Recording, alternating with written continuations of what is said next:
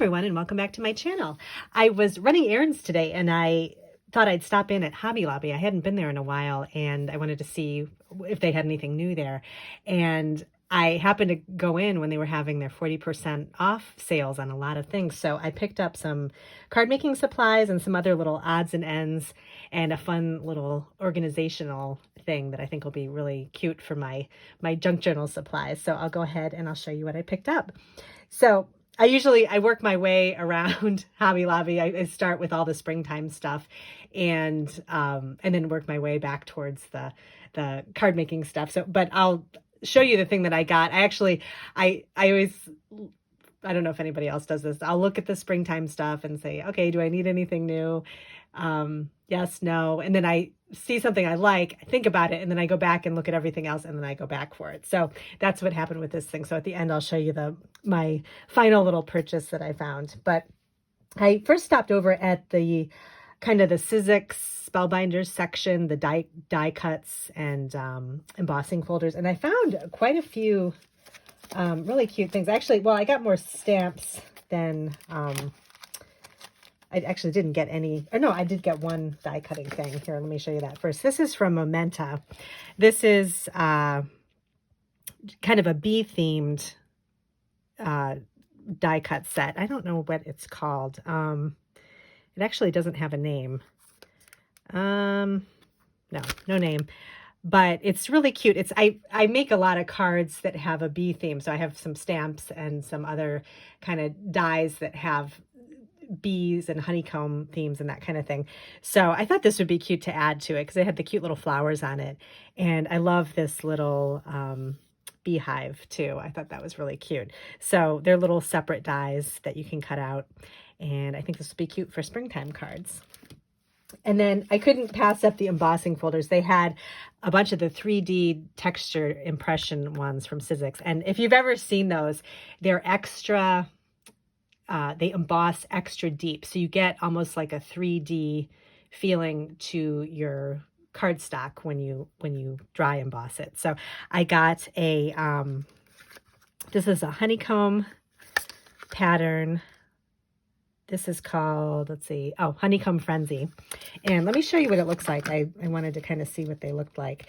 And I think they call it Frenzy because it's got different little popped up hexagons. There's some that are flatter and some that are more popped up. So it's kind of like the honeycombs all over the place. And it's kind of interesting. It's something a little bit different. I have an embossing folder that has larger hexagons in it, but I don't have anything that's kind of like this small honeycomb. So this would be nice you could even die cut a circle or take a smaller part of this and put it as part of your card and then kind of layer on top some bee themed stamps and things. And I think that would look really good.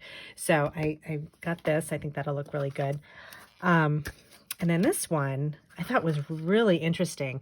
This is called, let's see, Organic Petals.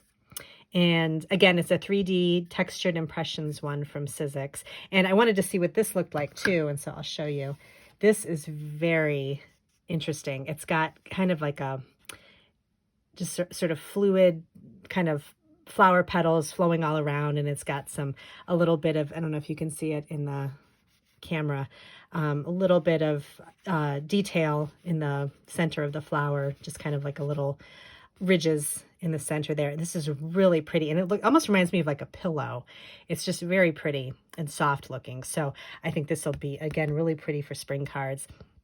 And these are nice too to put ink blending over it, and you can have like a light pink or something. I think that would look really nice. So I'm excited to use these.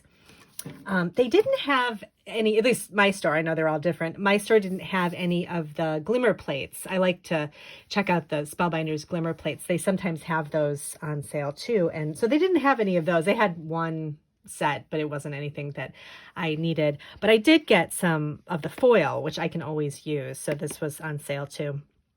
And this is the silver, kind of a darker silver, and then a gold and copper color. So I will definitely use this in my Glimmer machine.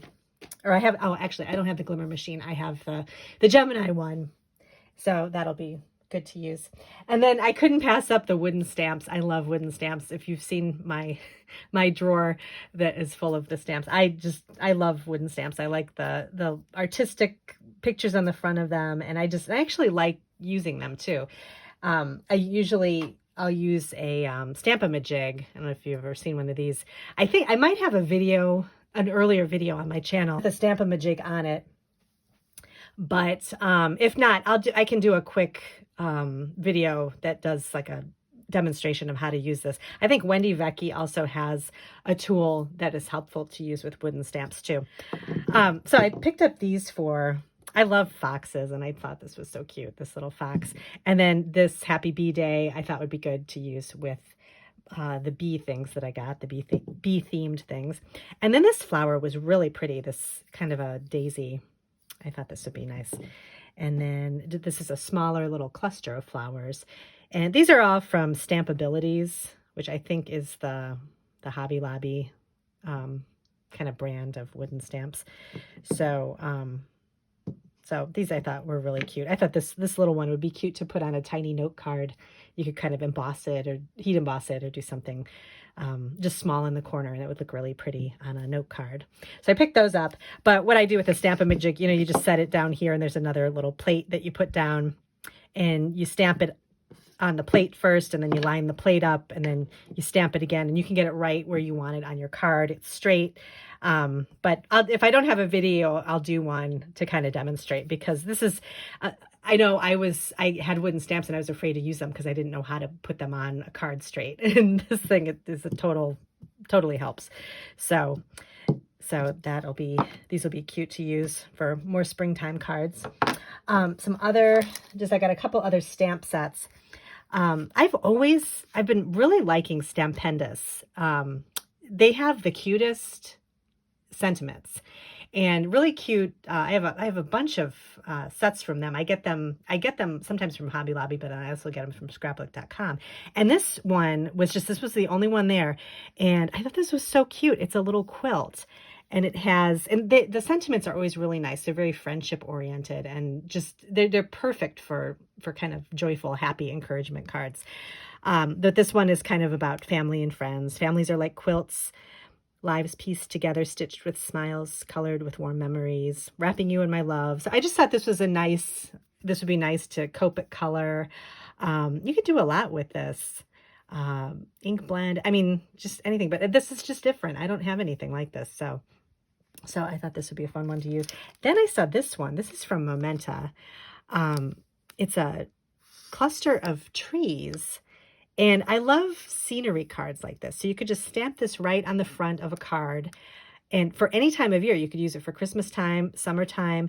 You have you could even kind of combine it with if you have a mountain stamp, put the mountain stamp in the back, have the trees stamped in the front, have some birds flying.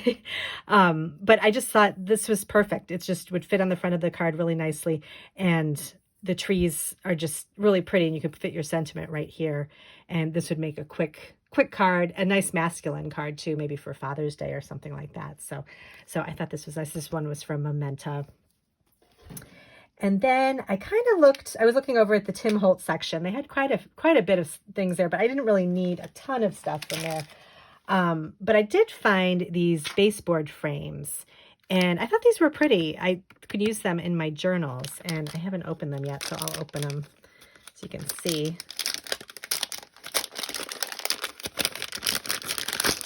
So you get various sizes. So you get this large one.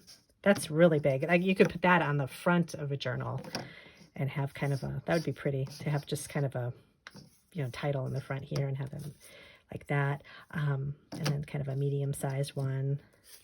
And then these are some smaller ones.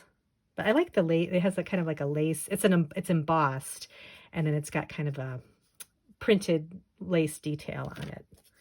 So these are all really pretty. So definitely good for journals. And I mean, they're kind of have a vintage look, but I think you could also pair them if you like to make brighter journals like I do. It's the whiter part could look really nice with some bright colors around it too. I think that would be pretty. So this would be something different that I don't have. And then I found they're hook clasps. I'm always trying to find something different to close my journals with. I usually just kind of leave them hanging open. I think I have one journal where I have a little tie thing on it, like a kind of a elastic tie. But I thought this was kind of interesting. You could kind of hook and loop it.